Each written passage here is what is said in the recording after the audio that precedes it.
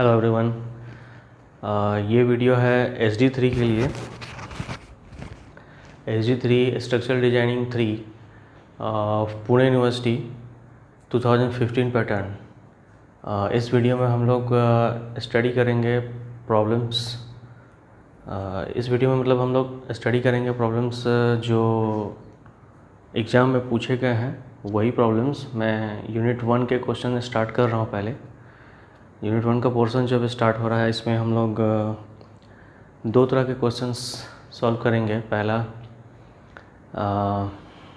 Stress calculations और दूसरा हम लोग करेंगे कैलकुलेशन ऑफ लॉसेस। तो पहले मैं प्रॉब्लम ले रहा हूँ स्ट्रेस कैलकुलेशंस का, ठीक है।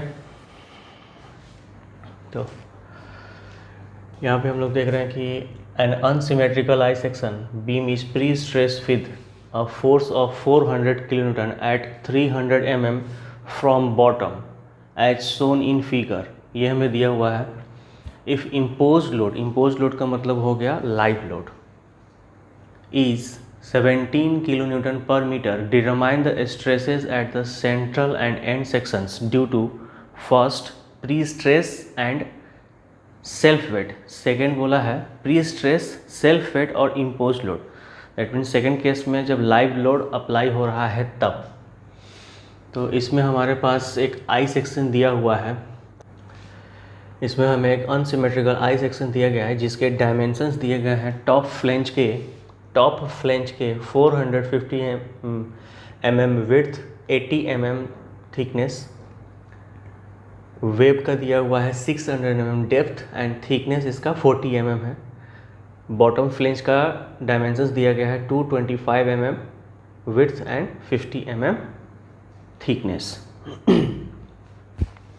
तो स्ट्रेस कैलकुलेशन के लिए हमें सबसे पहले क्या करना पड़ेगा कि इस अनसिमेट्रिकल आई सेक्शन का CG फाइंड करना पड़ेगा। CG सिंस चूँकि ये अनसिमेट्रिकल आई सेक्शन है तो इसका CG एग्जैक्टली सेंटर पे लाई नहीं करेगा, ठीक है। तो हमें इसका एक ये निकालना पड़ेगा ओवरऑल सेक्शन, होल सेक्शन का हम लोग सेंट्रॉइड निकालेंगे, ठीक है। इसमें हम लोग क्या करेंगे, सबसे पहले इस पूरे अनसिमेट्रिकल सेक्शन को 3 पार्ट में डिवाइड कर देंगे। 3 पार्ट में पहला पार्ट हो जाएगा ये, नीचे से काउंट करते हैं, दूसरा ये तीसरा। आप चाहें तो इसको ऊपर से भी काउंट कर सकते हैं। पहला इसको ले लेंगे, दूसरा इसको ले सकते हैं, तीसरा इसको ले सकते हैं। तो मैं जो भी कैलकुलेशंस इस प्रॉब्लम में, पर्टिकुलर प्रॉब्लम में कर रहा हूँ, इसमें बॉटम से सारे कैलकुलेशंस हो रहे हैं, ठीक है। नाउ तो calculation of CG, centre of gravity.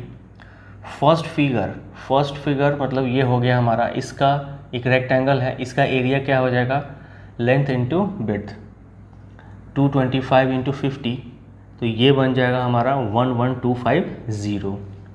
Second वाले का एरिया 600 इंटू 40, ये बन जाएगा हमारा 24,000।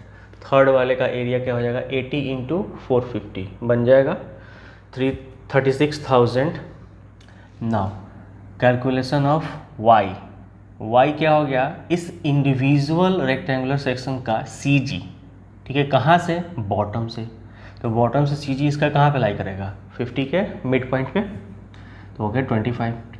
इस individual rectangular section, second rectangular section का CG कहाँ से, बॉटम से। इस इंडिविजुअल का अगर हम लोग देखते हैं यहाँ से, तो वो कितने पे लाई करेगा, 600 के हाफ पे, 600 का हाफ 300, ठीक है। बट हमें कैलकुलेट कहाँ से करना है, बॉटम से। तो 300 एंड प्लस 50 क्या हो जाएगा, 350। नाउ अगले वाले का, थर्ड वाले का हम लोग कैलकुलेट करेंगे कैसे, इस इंडिविजुअल का कितना हो जाएगा यहाँ से 40 पे, लेकिन कैलकुलेट कहाँ से करना है हमें, बॉटम से। तो बॉटम से कैलकुलेट करेंगे तो क्या हो जाएगा, 50 प्लस 600 प्लस इसका आधा 40, क्या हो जाएगा 690। क्लियर। नाउ हमने सेंट्रॉइड के कैलकुलेशंस के लिए हमने एक फॉर्मूला पढ़ा था फर्स्ट ईयर में, वो होता था a1 y1 plus a2 y2 plus a3 y3 dot dot dot, जहाँ तक फिगर जा रहा है, upon a1 plus a2 plus a3। इसमें 3 पार्ट है इसलिए 3 ही लिया गया है। ये हो जाएगा y bar of whole section from bottom, y bar of whole section from bottom. तो हम लोग क्या करेंगे, ये फॉर्मूला लिखेंगे, कैलकुलेशन हम लोग डायरेक्टली कैलसी में कर लेंगे। क्या हो जाएगा, a1 into y1 plus a2 into y2 plus a3 into y3। ठीक है, नीचे क्या हो जाएगा, a1 plus a2 plus a3। Calculate करेंगे, आंसर आएगा y bar of whole bottom से 470.5 अप्रोक्सीमेटली, राउंड अप कर दिए हमने। नाउ इसके बाद हम अगर चाहें तो इस पूरे सेक्शन को y डायरेक्शन में ऐड करते हैं। 50 प्लस 600 प्लस 80 कितना हो जाएगा, 730। उसमें से अगर हम लोग बॉटम वाला CG का डिस्टेंस माइनस कर देते हैं तो जो CG का डिस्टेंस हमें मिलेगा वो कहाँ से मिलेगा, टॉप से। 730 minus this becomes 259.5। Okay, clear. Now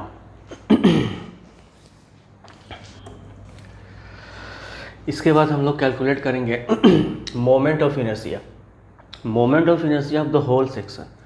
इस होल सेक्शन का मोमेंट ऑफ इनर्शिया हमें कैलकुलेट करना पड़ेगा। इसके लिए हम लोग क्या करेंगे,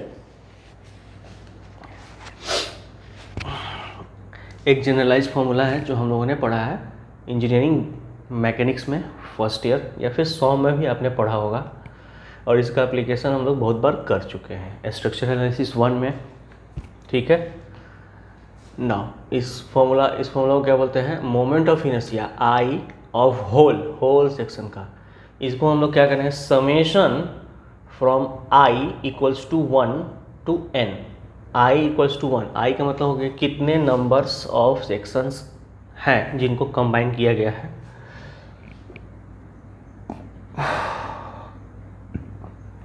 तो हमारे केस में n का वैल्यू कितना हो जाएगा 3, 1 2 and 3। IG of 1, IG of 2, IG of 3, A1 A2 A3 H1 square H2 square H3 square, ऐसे करेंगे। ठीक है, तो अभी हमारे पास IG क्या होता है, IG होता है किसी भी इंडिविजुअल सेक्शन का moment of inertia about their CG। For example ये है हमारे पास B, ये है हमारे पास D, इसका CG कहाँ होगा, बीच में। इसका IG क्या हो जाएगा, BD क्यूब डिवाइडेड बाई 12। आई बात समझ में। इसका CG क्या हो जाएगा, BD cube by 12। Now I bar whole, पहले के लिए क्या हो जाएगा, BD cube divided by 12, IG1। ठीक है, फिर क्या निकालना है, A1 हमारे पास मौजूद है 11,250। फिर उसके बाद हम लोग निकालेंगे क्या, H1 का स्क्वायर। तो HI is equals to Y whole minus YI। अब I की जगह पे हम लोग अगर 1 डालते हैं तो क्या हो जाएगा, Y whole minus Y1। I की जगह पे अगर हम लोग 2 डालते हैं तो क्या हो जाएगा, Y होल माइनस Y2। आया। तो देखो यहाँ पे हम लोग डालेंगे Y होल मतलब जो हमने कैलकुलेट किया है। ठीक है, इसको नहीं लेंगे, Y होल जो हमने कैलकुलेट कहाँ से किया है, बॉटम से सारे डिस्टेंसेस लिए हैं, तो बॉटम वाला ही वैल्यू लेना है, यहाँ मिस्टेक मत करना, जो कैलकुलेट किया वो लेना है। 470.5 माइनस Y1 हो जाएगा, तो Y1 हमारे पास मौजूद है 25, और इसका होल स्क्वायर। ठीक है, इसका होल स्क्वायर। नाउ अब इसके बाद हम लोग क्या करेंगे,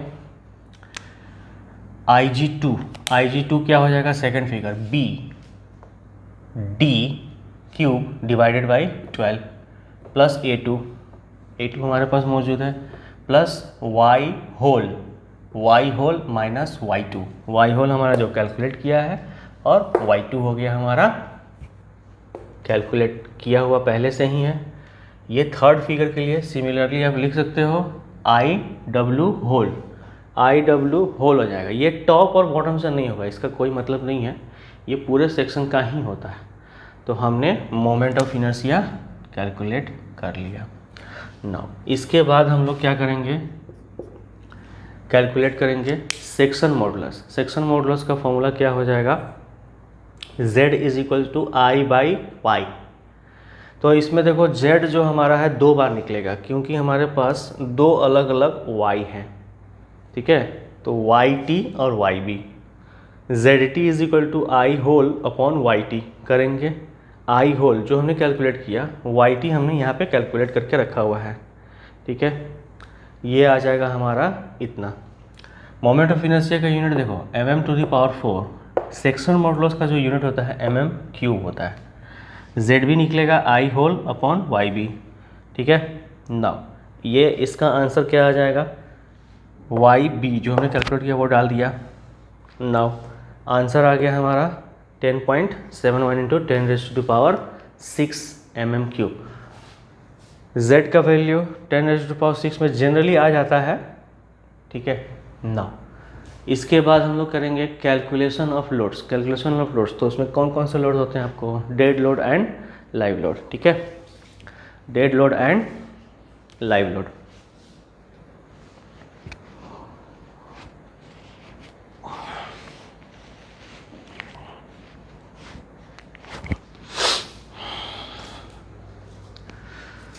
डेड लोड का कैलकुलेशन हम लोग क्या करेंगे, WD इसका सिंबल में अज्यूम कर लेता हूँ, ये हो जाएगा unit weight of concrete into cross sectional area, whole cross sectional area. ये क्या है हमारा I सेक्शन, इस सेक्शन का होल क्रॉस सेक्शन, इस सेक्शन को हम क्या बोलेंगे, क्रॉस सेक्शनल, और इसका एरिया क्या हो जाएगा, मतलब capital A।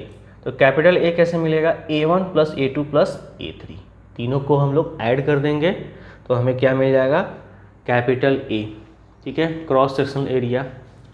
Unit weight of concrete I think दिया हुआ है, क्वेश्चन में नहीं दिया हुआ है। अगर नहीं दिया हुआ है तो प्री स्ट्रेस्ड कंक्रीट के लिए याद कर लो, यूनिट वेट ऑफ कंक्रीट क्या हो जाता है,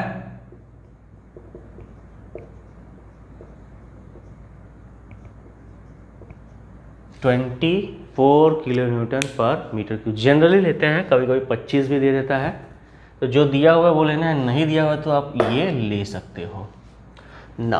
तो ये हमने ले लिया किलो न्यूटन पर मीटर क्यूब। एरिया क्या हो जाएगा हमारा 71250 mm² हो जाएगा। देखो mm स्क्वायर, सभी mm² में है तो सभी mm² में हो जाएगा।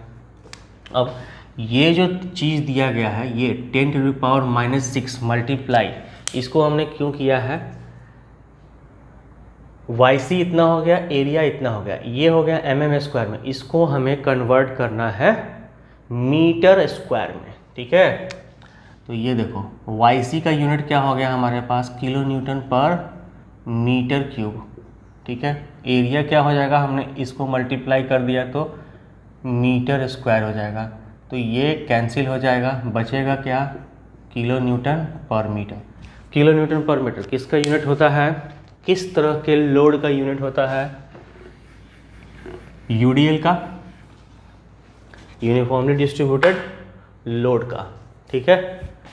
तो ये हमें मिल गया 1.71 किलो न्यूटन पर metre. This is nothing but a UDL live load. ये इसका यूनिट भी देख सकते हैं हम लोग, किलो न्यूटन पर मीटर दिया, ये भी क्या है हमारा UDL ही है। नाउ इसके बाद हमारे पास moments due to load calculate करेंगे।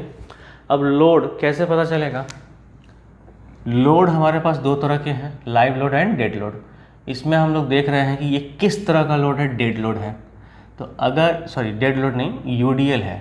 तो UDL है तो हमारे पास कोई इन्फॉर्मेशन नहीं है कि ये किस तरह का बीम है, तो हम लोग सिंपल ही कैलकुलेशंस करेंगे। सिंपल कैलकुलेशंस के लिए हम लोग क्या करेंगे, सिंपली सपोर्टेड बीम ले लेंगे और उस पर यूडीएल लगा देंगे। तो यूडीएल लगाएंगे तो पहला क्या लगाएंगे, WD। इस फिगर के लिए हमारे पास मोमेंट का फॉर्मूला क्या होता है, WL²/8। और इसका BMD कैसे बनता है, पैराबोला। ठीक है, इसका BMD क्या बनता है, पैराबोला। तो पैराबोला बनेगा, ये क्या हो जाएगा, WL²/8। डेड लोड के लिए पहले कैलकुलेट कर देते हैं। तो डेड लोड का वैल्यू क्या हो जाएगा, यहाँ पर डालेंगे। लेंथ हमें दिया हुआ है 6 मीटर। ठीक है, 6 मीटर, ये कैलकुलेट हो गया, आ जाएगा इतना। तो ये देखो, ये हमारा किलोमीटर पर मीटर में है, ये मीटर स्क्वायर में हो जाएगा। तो एक एक कैंसिल हो जाएगा, फिर ये answer kilometre metre. MD kilo newton metre.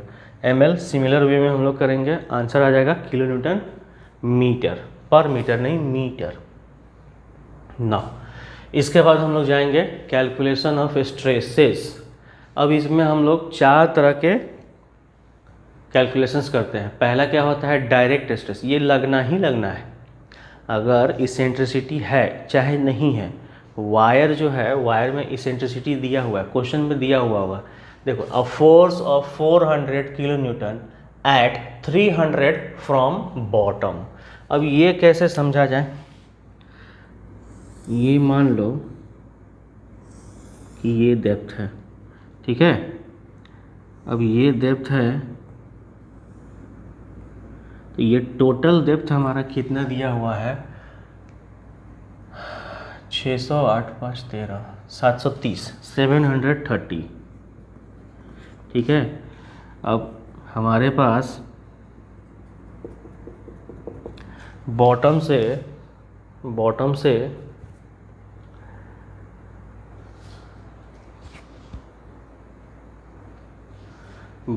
हमारे पास वाई बार कितना आया, 470 पॉइंट,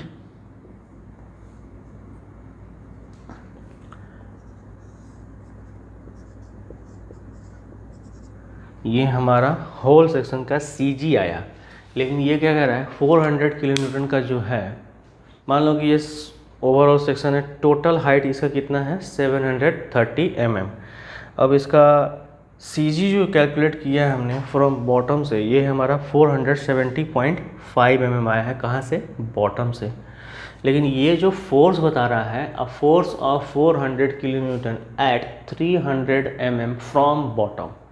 तो बॉटम से हमारे पास कहीं फोर्स लग रहा है। ठीक है, वो कितने पे लग रहा है, नीचे से हमारा 300 mm लग रहा है। ठीक है, तो देखो, अब जो हमें इसेंट्रिसिटी कैलकुलेट करना है वो क्या हो जाएगा, ये डिस्टेंस हो जाएगा।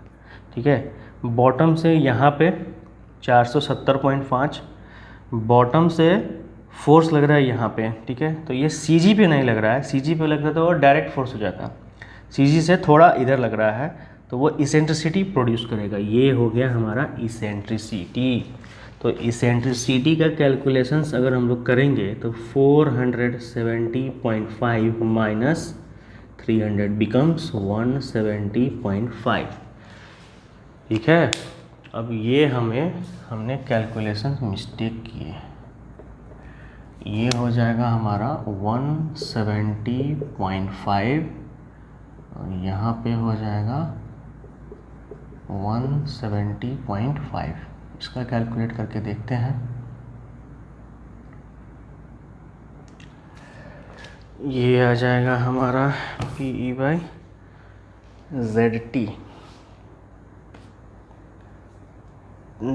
3.48 6.31 3.48 6.31 MP।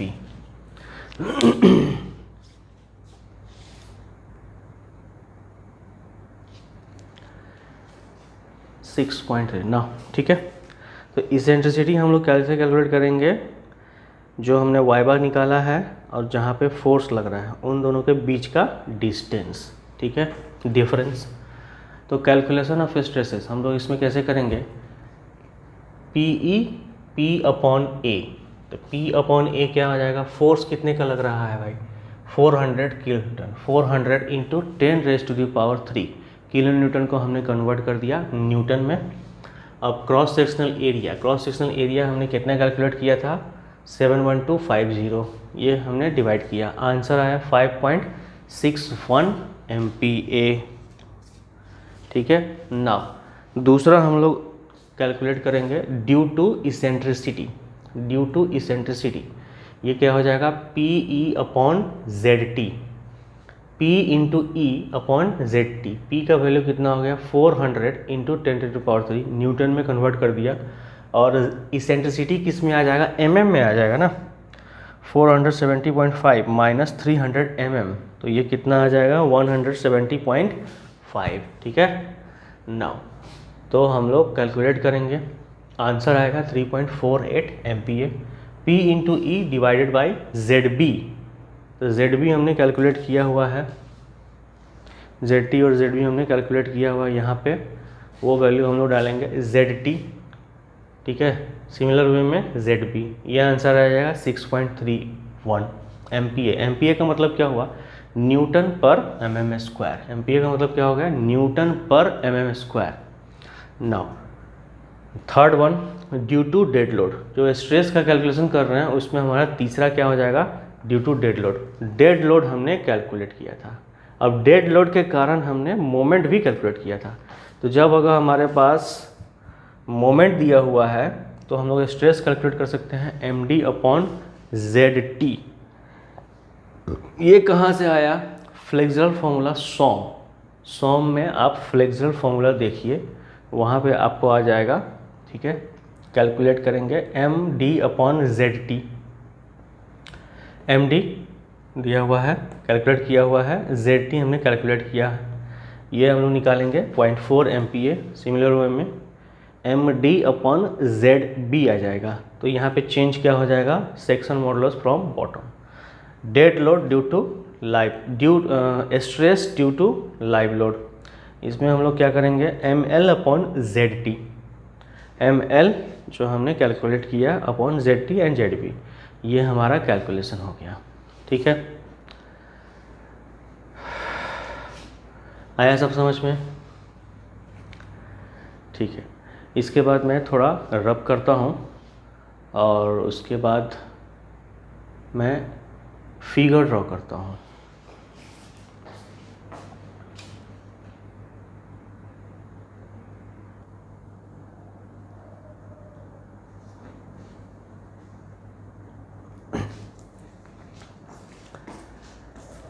Now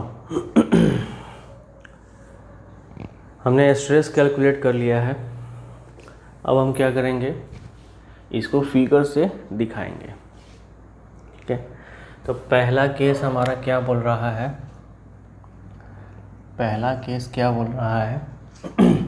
due to pre stress and self weight. Self weight क्या हो जाता है, ये हमारा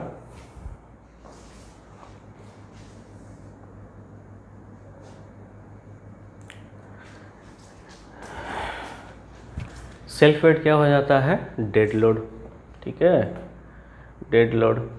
और प्री स्ट्रेस के कारण दो तरह के स्ट्रेस डेवलप होंगे, पहला एक डायरेक्ट स्ट्रेस और दूसरा क्या हो जाएगा, स्ट्रेस ड्यू टू इसेंट्रिसिटी, ठीक है।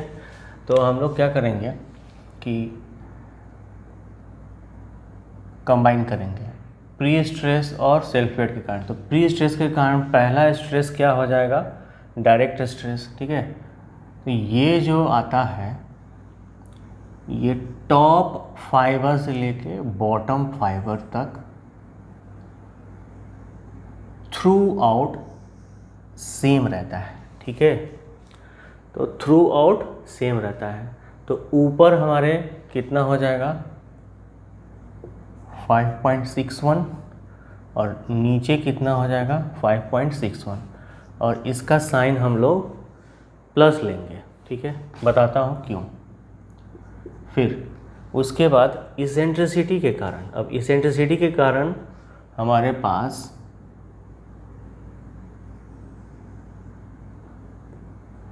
इसेंट्रिसिटी के कारण हम लोग जो कैलकुलेट करेंगे उसमें क्या करेंगे कि इसेंट्रिसिटी हमारा डेवलप कहाँ पे हो रहा है, तकरीबन यहाँ पे हमारा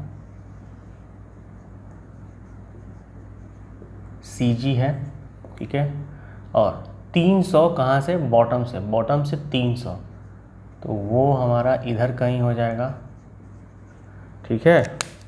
तो इसेंट्रिसिटी हमारा जो डेवलप हो रहा है, ठीक है, वो किधर हो रहा है, CG के नीचे। इसेंट्रिसिटी जो है हमारा कहाँ पे डेवलप हो रहा है, CG के नीचे। मतलब एक तरह से हम ये भी बोल सकते हैं कि वायर जो है, टेंडन जो है, वो कहाँ पे लाई कर रहा है, इस CG के बॉटम साइड में, ठीक है। तो देखो ये याद रखो बस कि वायर जो है जिस साइड में हो, या तो टॉप में या तो बॉटम में, किसके, CG के टॉप में या बॉटम में, जिस साइड है उधर हमारा कॉम्प्रेसिव स्ट्रेस डेवलप होगा, ठीक है। जिधर वायर है, वायर मतलब टेंडन, प्री स्ट्रेसिंग टेंडन, वो जिधर है उधर हमारा कॉम्प्रेसिव स्ट्रेस डेवलप हो जाएगा। तो वायर कहाँ है, CG के बॉटम साइड में, ठीक है। तो हमारा बॉटम साइड में क्या हो जाएगा, कॉम्प्रेशन, और टॉप साइड में क्या हो जाएगा, टेंशन, ठीक है। तो इस वर्टिकल लाइन के राइट साइड को हम लोग कॉम्प्रेसिव और लेफ्ट को टेंसाइल, ठीक है। इसको हम लोग कॉम्प्रेसिव और इसको हम लोग टेंसाइल कंसिडर करेंगे। राइट साइड वाले को कॉम्प्रेसिव और लेफ्ट साइड को टेंसाइल, ठीक है। नाउ अब बॉटम साइड में due to pre stress, due to eccentricity या ड्यू टू प्री स्ट्रेस कितना हो जा रहा है, बॉटम साइड में 6.31, ठीक है। ये कितना हो रहा है, 6.31, और टॉप साइड में कितना हो रहा है, 3.48, ठीक है। अब इन दोनों को हम लोग मिला देंगे। राइट और लेफ्ट का कॉन्सेप्ट समझ में आया। राइट इसलिए क्योंकि राइट को हमने कॉम्प्रेशन जोन माना है, लेफ्ट को टेंसाइल जोन माना है। और राइट नीचे की तरफ राइट क्यों है, क्योंकि वायर हमारा बॉटम साइड में है, ठीक है। कॉम्प्रेशन को हम लोग पॉजिटिव ले लेते हैं और टेंसाइल को निगेटिव, ठीक है। यही कॉन्सेप्ट ही रखना है। इसके बाद हम लोग आ जाते हैं ड्यू टू डेड लोड। अब डेड लोड के कारण देखो, डेड लोड के कारण टॉप में है 0.4 और नीचे कितना है 0.71, ठीक है। टॉप में कितना है 0.4 और 0.71। अब इसमें हम लोग कैसे कह सकते हैं कि प्लस किधर होगा, माइनस किधर होगा, ठीक है। तो प्लस हमने किसको लिया है, कॉम्प्रेशन को, और माइनस किसको लिया है, टेंशन को। ऑलवेज डेड लोड और लाइव लोड, डेड लोड और लाइव लोड, इन दोनों के कारण, लोड के कारण जो स्ट्रेस डेवलप होगा, टॉप में कॉम्प्रेशन होगा, बॉटम में टेंशन होगा। टॉप में कॉम्प्रेशन होगा, बॉटम में टेंशन होगा। टॉप में कॉम्प्रेशन, बॉटम में tension, because of loads, dead load हो चाहे लाइव लोड हो। तो कॉम्प्रेशन किधर होगा, टॉप में। तो कॉम्प्रेशन के लिए हम लोग किधर ले रहे हैं, राइट साइड, और टेंशन के लिए किधर ले रहे हैं, लेफ्ट साइड, ठीक है। तो टॉप में हमारे पास कितना है 0.4, सिर्फ और सिर्फ 0.4। बॉटम में कितना हो रहा है 0.71। तो डेड लोड के कारण टॉप में कॉम्प्रेशन, तो इसलिए प्लस, बॉटम में माइनस। एक ऊपर प्लस हो गया तो दूसरा माइनस हो जाएगा, प्लस। इसके लिए भी फिगर कैसा बनेगा, लाइव लोड के लिए, लाइव लोड के लिए इसमें बनेगा कि नहीं बनेगा। अब देखो प्री स्ट्रेस और सेल्फ वेट बोला है पहला कंडीशन में। तो पहले में प्री स्ट्रेस के कारण दो चीज़ हो गए, डायरेक्ट एंड इसेंट्रिसिटी, और दूसरा क्या होगा, सेल्फ वेट। सेल्फ वेट में क्या हो गया हमारा, डेड लोड। तो डेड लोड के कारण निकाल दिया, बस खत्म। इन तीनों को ऐड करेंगे टॉप में, 5.61 माइनस 3.48 एंड प्लस 0.4, ठीक है। 5.61 माइनस 3.48 प्लस 0.4 कितना आया? 2.53। आंसर क्या आया? 2.53। क्या आया, प्लस या माइनस? ये आ रहा है प्लस, तो प्लस हम लोग किधर मान रहे हैं? कंप्रेशन साइड, राइट साइड, 2.53, ठीक है। बॉटम में देखते हैं क्या हो रहा है। प्लस 5.61 प्लस 6.31 माइनस 0.71,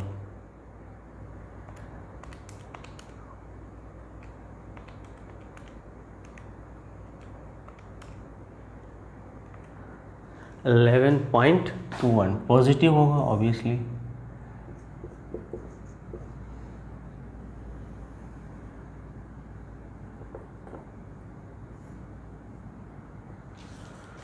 ये हो गया हमारा, ऊपर भी प्लस नीचे भी माइनस, तो ओवरऑल क्या हो जाएगा? प्लस। ये हम लोग फिगर के तौर पे दिखा सकते हैं। ये हमारा पहला केस हो गया। अब दूसरा केस में क्या बोल रहा है?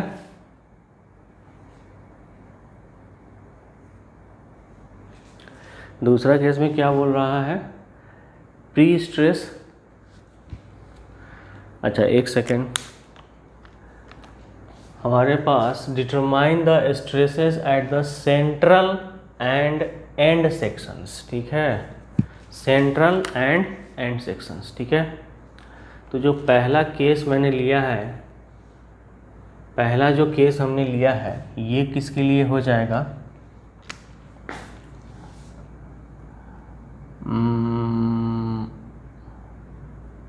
At centre. किसके लिए हो गया? एट सेंटर, ठीक है। नाउ अभी दूसरा केस भी हम लोग एट सेंटर ही ले लेते हैं उसका, ठीक है। दूसरा केस ले लेते हैं किसका? प्री स्ट्रेस के कारण। तो प्री स्ट्रेस के कारण हमारा क्या हो जाएगा? 5.61 और ये दोनों आ जाएंगे। छोटा ही बनाता हूँ मैं, फिगर छोटा ही बनाता हूँ, समझने से मतलब है। ये प्लस हो गया। दूसरा क्या हो जाएगा? ये आएगा,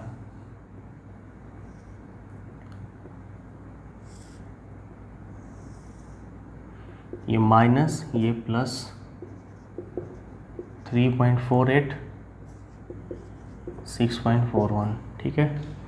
तीसरा क्या हो जाएगा?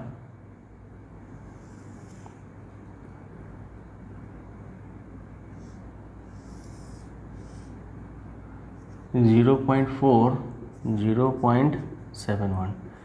नाउ अभी इसमें क्या बोल रहा है? Impose load. तो इम्पोज लोड मतलब क्या हो जाएगा?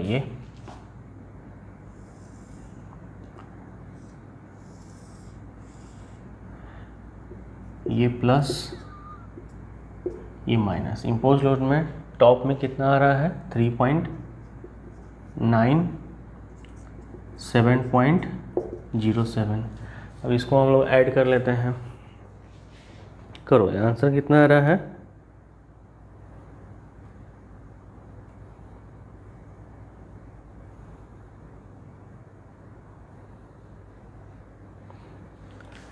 हाँ बोलो, आंसर कितना आ गया? किया आपने?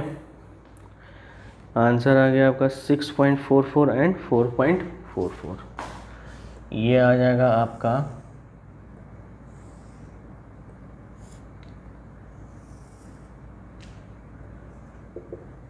6.44 एंड 4.44, दोनों ही पॉजिटिव आ रहे हैं, ठीक है। नाउ अब लास्ट,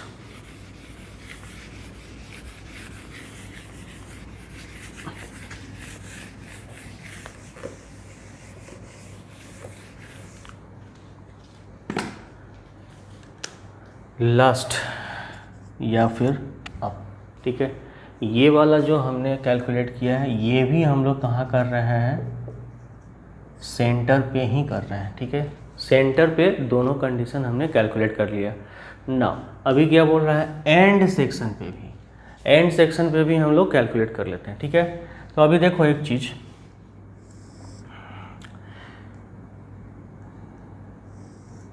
सिंपली सपोर्टेड बीम था हमारा, उस पर यूडीएल एक्ट हो रहा था, तो इसका बीएमडी कैसा बनता है, पैराबोला। बीएमडी कैसा बनता है, पैराबोला।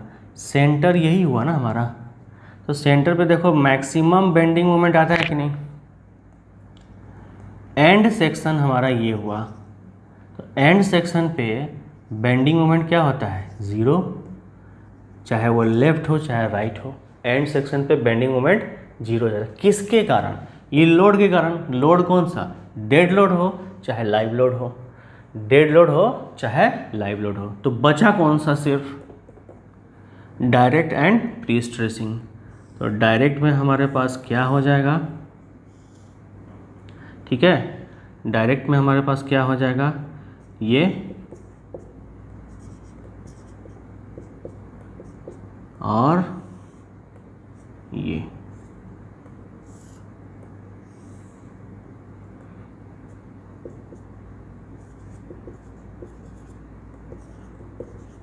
ठीक है।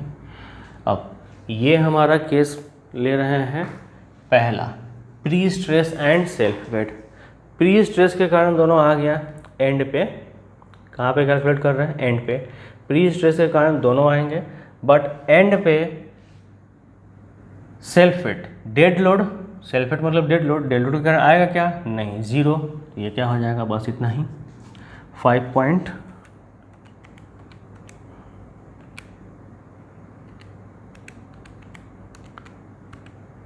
2.13, ये आ गया पॉजिटिव। अब इधर क्या हो जाएगा,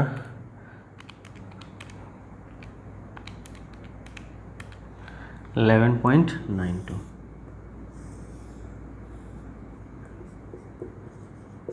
ठीक है। ये कहाँ पे हो गया, एट एंड,